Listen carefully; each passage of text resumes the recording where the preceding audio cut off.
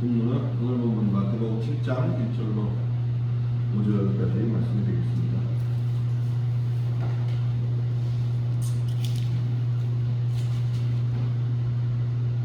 몇 절 안 되니까 다 같이 같이 한번 읽겠습니다.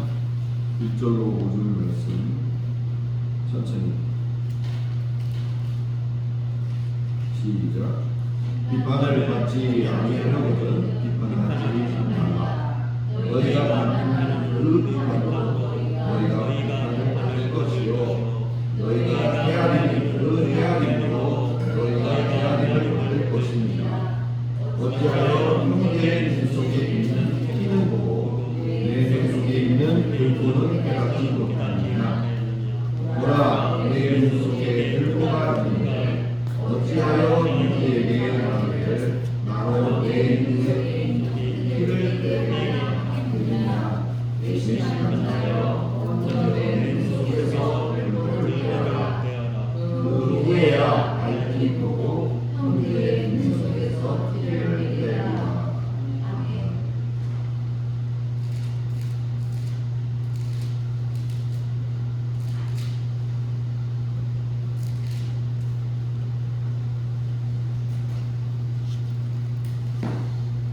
오늘은 이런 얘기로 좀 시작을 해볼까요?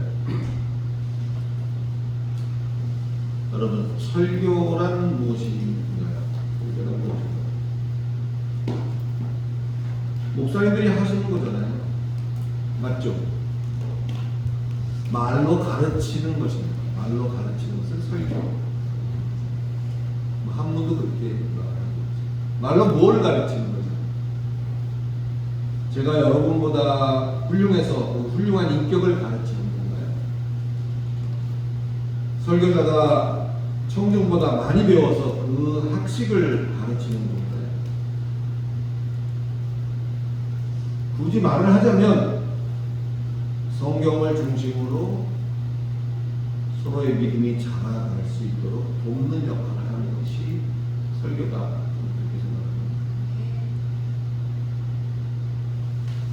우리가 오늘도 읽었습니다만 우리가 늘 이렇게 휴대하고 다니는 이 성경이 이런 형태로 된 것은 불과 그렇게 오래되지 않았습니다. 현재 성경은 구약이 39권, 신약이 27권, 그래서 도합 66개의 제목을 가진 소책자로 구성이 되어 있는 거죠. 훨씬 더 많은 분량의 책자들이 있었어요. 전승에서 내려온 것도 있었고 보관되어져 있는 것도 있고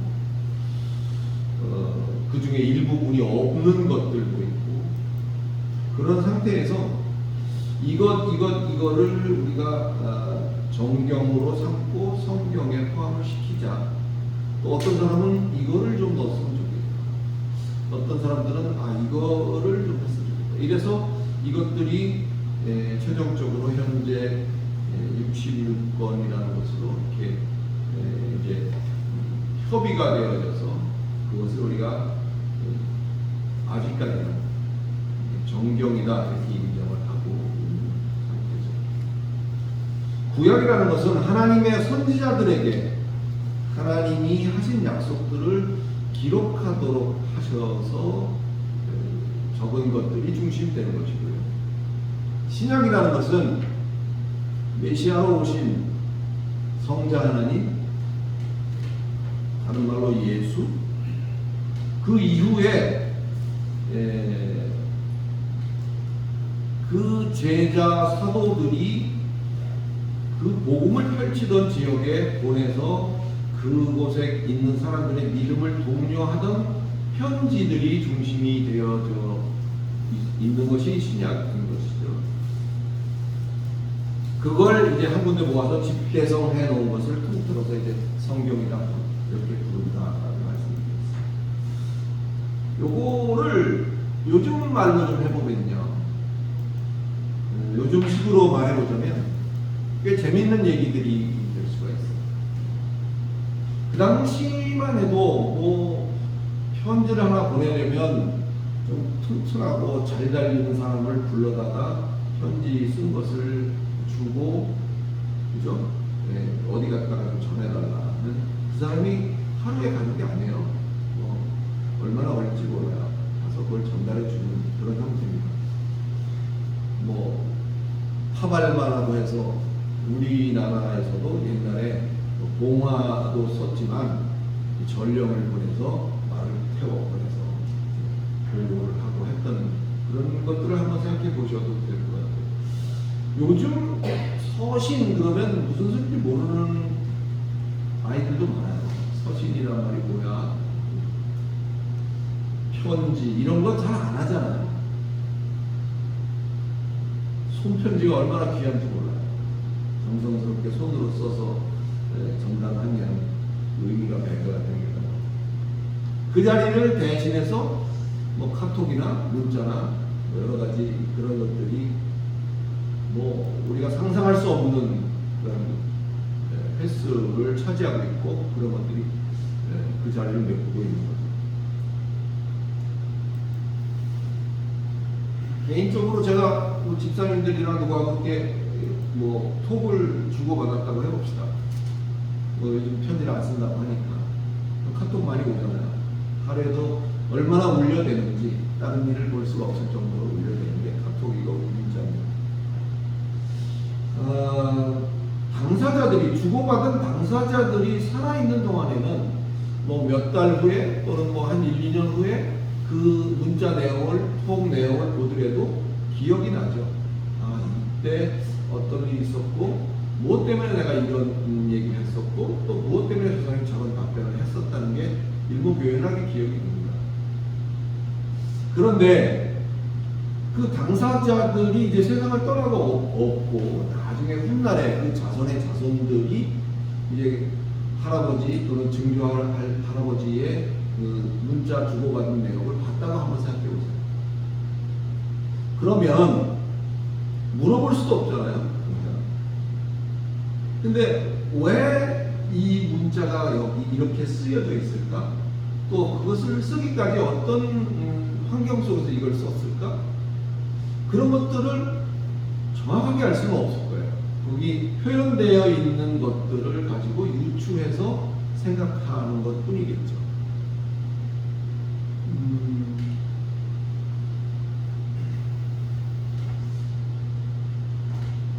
이 얘기를 하는 이유는 특별히 이제 뭐 신약의 서신서 같은 것들이 뭐 갈라디아서, 뭐 고린도 전서, 후서 그들에게 보낸 거거든요. 사도 바울이 그들에게 보냈어요. 그 편지를 보낼 때 어떤 상황에서 보냈는지는 지금 바울도 없고 갈라디아 사람들도 다 죽어 없습니다. 그저 단지 딸랑 그 문서만 남아있는 거죠. 서신 편지만 남아있는 거죠. 그것이 어떤 환경에서 어떤 상황에서 왜 이것이 쓰여졌고 그런 이야기들이 오고 가고 주고받았는지 하는 내용은 사실상 거기에 적혀 있는 것 이외에는 알 길이 없는 것이죠. 그래서 이 성경 신학자나 설교자들이 필요한 거예요. 그것을 연구해서 왜 그때 정황은 어땠고 그때 상황은 어땠고를 연구해서 가급적인 오해가 생기지 않도록 그 보내는 자와 받는 자와 뭐의 어떤 그런 것들을 좀 더 분명히 하려는 시도, 그것이 성경신학자들이나 설교자의 역할로서 매우 중요해지는 그런 장면입니다. 서두가 많이 길어졌습니다만은 비근한 이 성경을 우리가 다루고 성경을 떠나서는 우리가 믿음 생활도 할 수가 없는 어떤 측면에서 그렇습니다.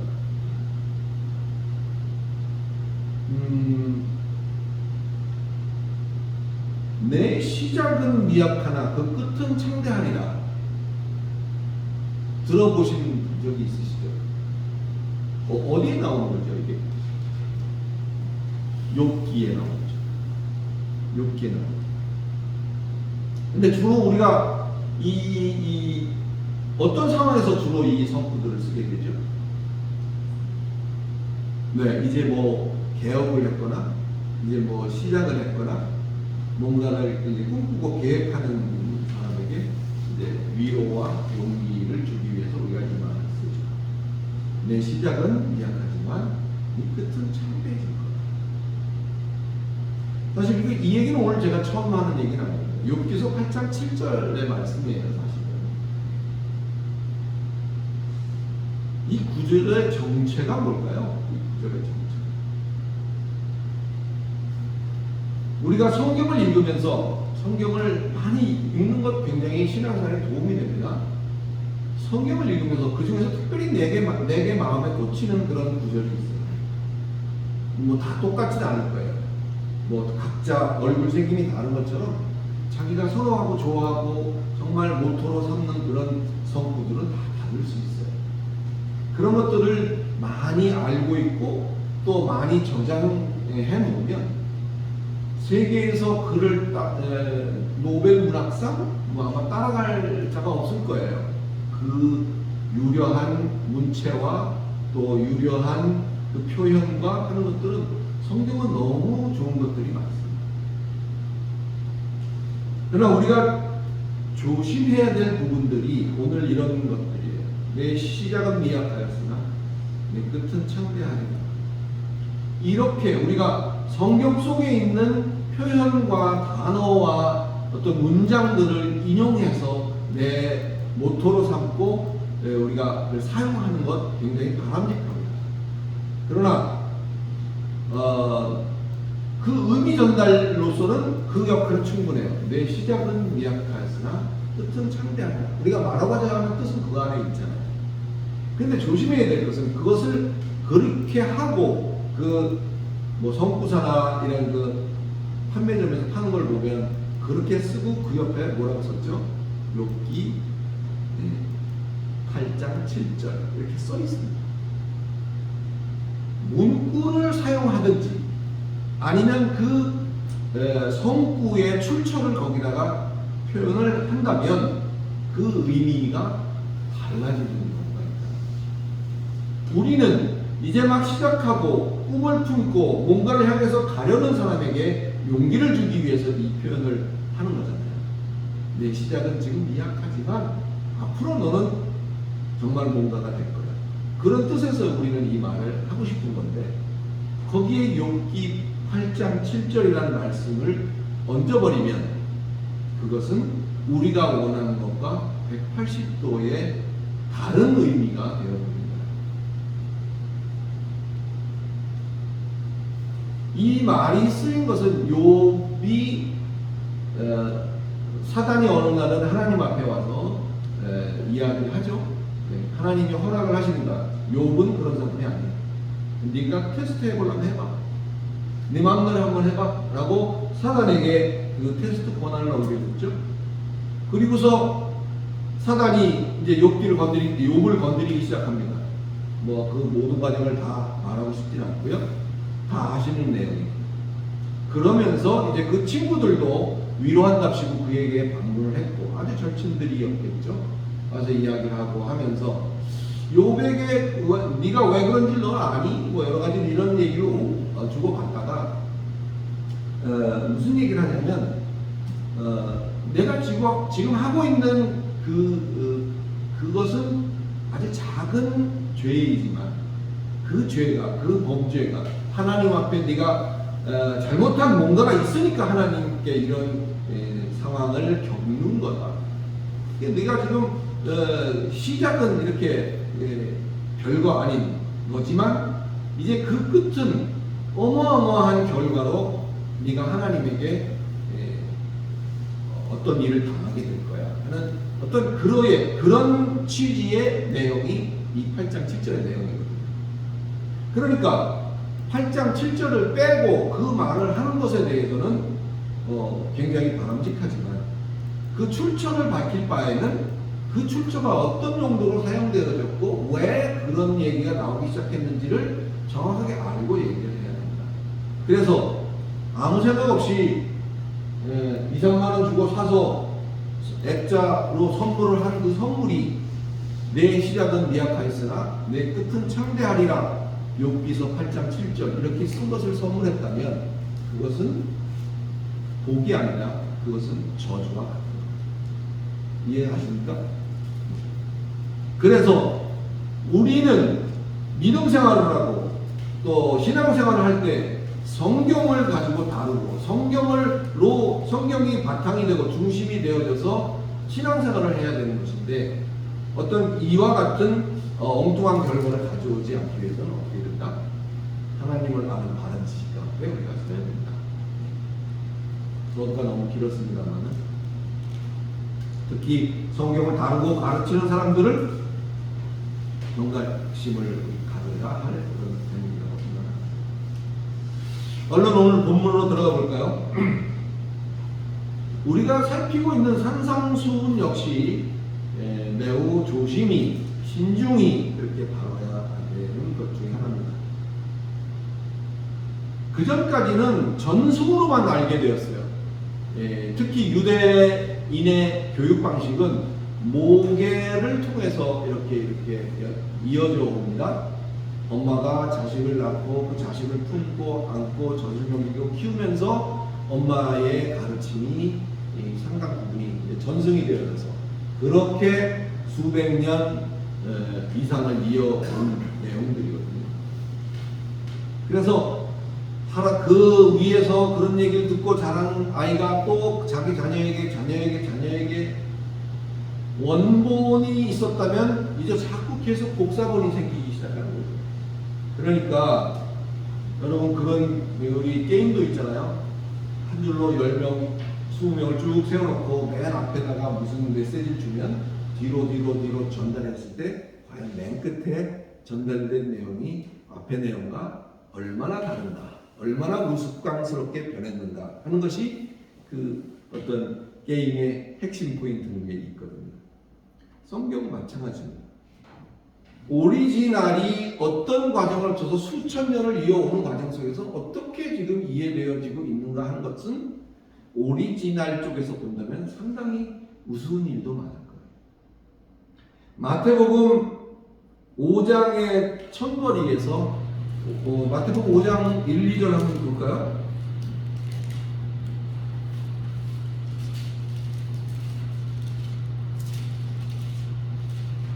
제가 빨리 읽어보겠습니다. 예수께서 무리를 보시고 산에 올라가 앉으시니 제자들이 나옵니다. 2절, 입을 열어 가르쳐 가라사대 이르시되, 이게 이제 개역 개정이고 또 좀 그렇습니다. 복음의 장본인이라고 할 수 있는 예수께서 산에 오르셔서 그들을 따라온 제자들에게 입을 열어 가르쳐 가라사대. 복음의 장본인이 지금까지는 어머니 뭐 얼마나 올라가야 될지 모르지만 그 어머니들에 의해서 전승되어 내려왔던 그 이야기들이 이제는 당사자요 장본인인 예수께서 그 제자들을 모아놓고 드디어 입을 열어 그들에게 가르쳐 가라사대. 왜 굳이 여기에 말을 하려면 입을 여는 거 아니에요, 그죠? 근데 입을 열었다고 굳이 여기다가 적은 이유가 뭘까? 입을 열어서 그걸 가르치는 거예요. 전승으로만 알았던 내용들이 이제는 그 입을 통해서 확인이 되어지는 거예요.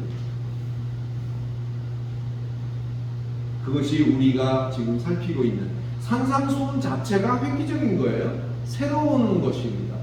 지금까지 알아왔던 율법과 그들의 어떤 그 전통과 전례의 상당 부분 센세이션한 내용들이 산상수훈에 있는 거예요.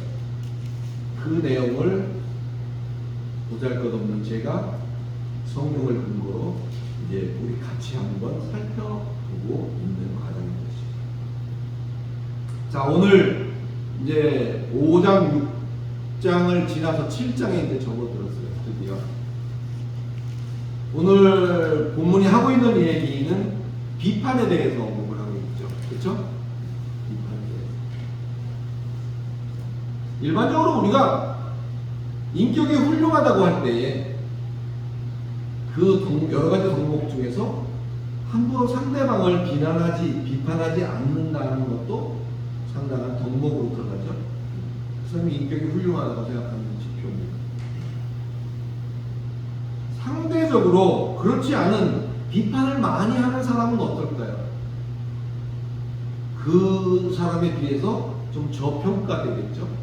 말이 많고 좀 긍정적이지 못한 부정적인 시각을 가진 사람으로 인식이 될 수 있고 저평가되기도 하고 또 그로 말미암아 여러 가지 불이익도 겪을 수 있는 상황이 될 수 있다는 것을 우리가 알 수 있습니다. 그러다 보니까 비판이라는 것 자체가 또 본문이 말하고 있는 헤아림이라는 자체가 나쁜 것 같아 보이잖아요. 하지만 오늘 본문을 자세히 보시면 결코 그런 말이 아니라는 것을 알 수가 있습니다. 비판을 받지 아니하려거든 비판하지 말라. 비판은 나쁜 것이니 그러면 안 된다라고 써있지 않고 2절에 보니까 너희가 비판하는 그 비판으로 너희가 비판을 받을 것이요 너희가 헤아리는 그 헤아림으로 너희가 헤아림을 받을 것이다 있어요. 이 얘기는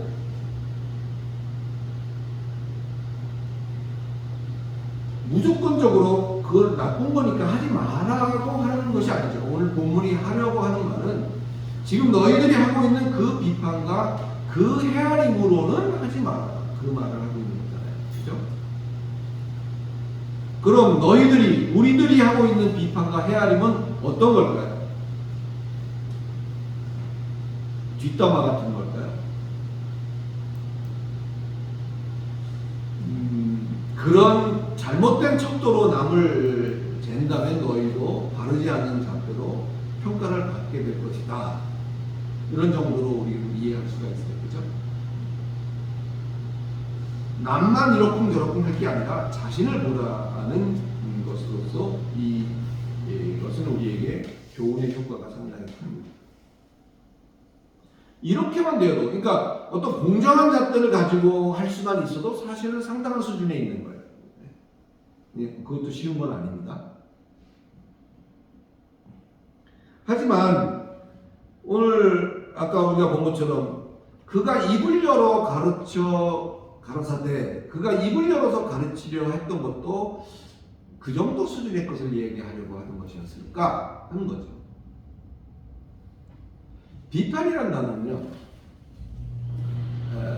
죄송합니다만 원어로는 크리노라고 해요. 크리노. 이 크리노라는 말이 영어에 영향을 미쳐서 크리티칼, 영어의 크리티칼 하는 이런 말이 그 크리노에서부터 온 말이에요. 크리티칼 이거는 비판적이다라는 말인데 이 비판이라는 크리노를 더 정확하게 그 의미를 전달해 드리고 싶은데 그건 뭐냐면요. 여러분 콩 아시죠? 콩. 이 1년 농사 끝나면 콩을 다 털어서 콩 자루에 담아서 이제 수확을 합니다. 그리고는 어떻게 하죠? 콩을 멍석 같은 데다 쫙 뿌리고 나서 불순물을 골라내잖아요. 콩만 따로 이렇게 모으고 함께 들어가 있는 돌멩이나 모래나 지푸라기나 이런 것들을 다 걸러내는 거예요. 분리하는 거죠. 영어로는 separate라고 합니다. separate. 분리하는 거예요. 그러니까 크리노라고 말하는 이 비판의 원래적인 의미는 콩에서 돌멩이를 골라내듯이 콩에서 돌멩이를 분리해내듯이 그렇게 분리하는 작업을 하는 것이 이 크리노라는 말의 의미예요. 헤아림이란 말은 뭘까요? 헤아림이란 말은 조금 비슷한 측면이 있어요. 메트로라고 합니다. 메트로라고 하는데 메트로는 영어의 measure입니다. measure는 잰다는 거예요. 자로 재기도 하고 뒷박으로 재기도 하고 재는 방법은 여러 가지가 있잖아요. 그래서 길이를 재기도 하고 부피를 재기도 하고 여러 가지 잽니다. 받을만한지 충분한지 사귈만한지 상대방을 재보는 게 헤아림입니다. 이거를 메트로라고 해요. 그래서 더 이제 정확하게 얘기를 하자면 비판을 받지 아니하려거든, 크리노를 받지 아니하려거든 크리노 하지 마. 또 헤아림을 매트로 받지 않으려는 사람은 너희 스스로도 매트로 하지 마. 더 어려워졌나요? 고르다, 분리하다, 골라낸다, 비판, 헤아림, 재본다. 헤아림이라는 것이 재본다, 그런 의미가 있죠. 골라내고 재는 거 한번 이렇게 생각해보세요. 골라내는 거, 재보고 평가하는 거잖아요. 이 두 단어가 의미하는 공통점이 혹시 생각이 되시나요?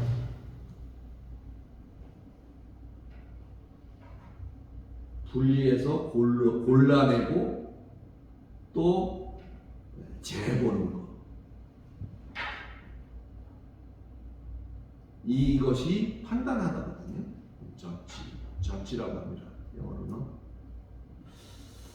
두 단어가 가지고 있는 공통점이 판단하는 거예요. 심판하는 거예요. 하나 더 나아가면 이제 어떤 다리가 될까요? 이 크리노와 메트로 하면 떠오르는 것은 하나님입니다. 크리노와 메트로의 권한을 가지고 계신 분은 하나님이세요. 이 성경에서 예수께서 지금 입을 열어 이런 것들을 하지 말라고 말리는 이유, 크리노 하지 말고 메트로 하지 말라고 말리는 이유는 그것이 바로 하나님의 권한이고 하나님의 영역이기 때문이라는 사실을 깨달으셨기를 축원합니다. 하나님은 근데 그걸 누가 하고 있다? 사람인 너희들이 하고 있다는 거죠.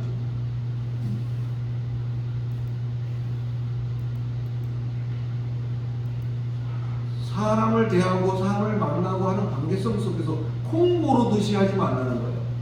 너는 내 기준에서 너는 이쪽, 너는 이쪽 고르는 거죠. 또 얘는 사귈만 한가? 얘는 충분한가? 이렇게 재보는 거죠. 이 메트로 그게 해야 됩니다.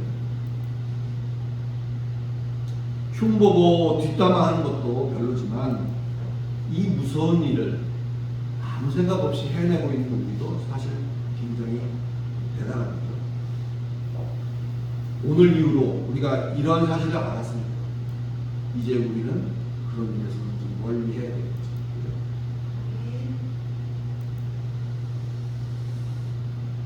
3절 이후에 나오는 뭐 티와 들보에 대한 얘기는 뭐 그다지 어려울 게 없습니다. 그냥 우리가 읽어보고 느끼는 대로 생각을 하시면 불편한 건 없을 것 같아요. 티라는 건 작은 거고 들보는 크다. 당연하죠? 근데 이 둘은 똑같은 거예요. 똑같은 것에서 아주 작게 떨어져 나간 조각이 티인 거고 그 오리지널 덩어리가 들보인 거예요. 그러니까 티는 지푸라기고 들보는 나무다 이렇게 생각하지 마시고 티는 그 들보의 아주 일부분 작은 거 그거를 티라고 표현한 것이고 그 오리지널 덩어리를 들보라고 했다 이렇게 이해하시면 좋을 것 같아요. 뭐 그러니까 이런 얘기 되죠. 큰 허물을 가지고 자기는 볼 줄 모르고 남의 작은 흙만 봐서는 안 된다.